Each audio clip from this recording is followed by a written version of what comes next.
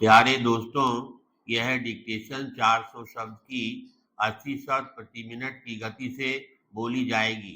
Ready start करते ही dictation शुरू हो जाएगी। Ready start. आदरणीय महोदय, सांप्रदायिक दंगों के दिनों में इस क्षीणकाय और बूढ़े व्यक्ति ने गांव-गांव पद यात्रा की और दोनों धर्मों के लोगों में चमत्कारिक ढंग से भाईचारा फैलाया। उन्होंने यह कार्य किया जो शांति स्थापित करने वाली बड़ी से बड़ी सेनाएं भी नहीं कर सकती थीं। उनका आत्म बलिदान इसलिए हुआ क्योंकि उन्होंने घृणा और असहिष्णुता के साथ समझौता करने से इनकार कर दिया था। महात्मा जी आध्यात्मिक शक्ति पर भरोसा करते थे। वे अपनी आवश्यकताओं को कम रखने और अपने हाथ से काम करने पर विश्वास करते थे। उन्होंने अपने जीवन में प्राचीन हिंदू धर्म ग्रंथ गीता के अनुसार आचरण किया, किंतु उन्होंने मसीही और इस्लाम धर्म से भी प्रेरणा ली।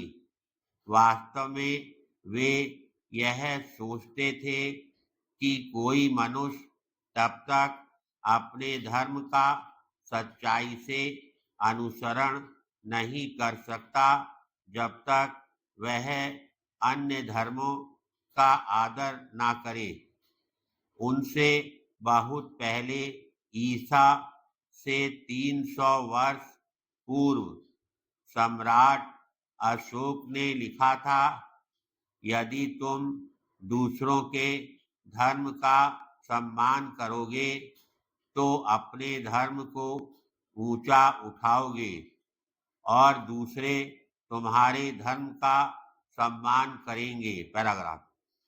महात्मा गांधी अपनी जीवन कथा को सत्य का प्रयोग कहते थे। उनका सत्य ना तो बहिष्कारवादी था और ना रूढ़िबद्ध जैसा। उन्होंने एक बार लिखा था, सत्य पर पहुंचने के अनेक रास्ते हैं और हम में से प्रत्येक सत्य का केवल एक हिस्सा देखता है। अतः सत्य पर पहुंचने के लिए सहिष्णुता आवश्यक और असहिष्णुता असंगत है। हिंसा से शांति भी नहीं हो सकती। उनके लिए साध्य और साधन दोनों महत्वपूर्ण थे।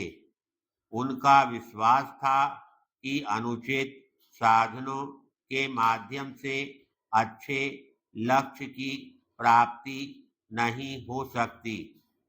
महात्मा गांधी को लोग पैगंबर और क्रांतिकारी के रूप में स्मरण रखेंगे।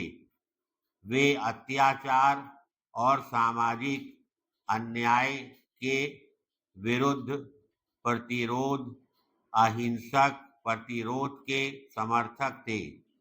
उन्होंने हमसे एक कसौटी अपनाने को कहा जो इस प्रकार है, जब कभी तुम्हें संदेह हो अथवा जब भी कभी स्वार्थ तुम पर अत्यधिक हावी हो जाए तो तुम उस आदमी के बारे में सोचो जो सबसे गरीब और कमजोर है और अपने से पूछो कि मैं जो काम करने जा रहा हूँ क्या वह उसके लिए उपयोगी है, क्या उससे वह अपने जीवन और भाग्य का मालिक बनेगा, क्या उससे भूख और आध्यात्मिक अभाव से पीड़ित लोगों को स्वराज्य अथवा स्वशासन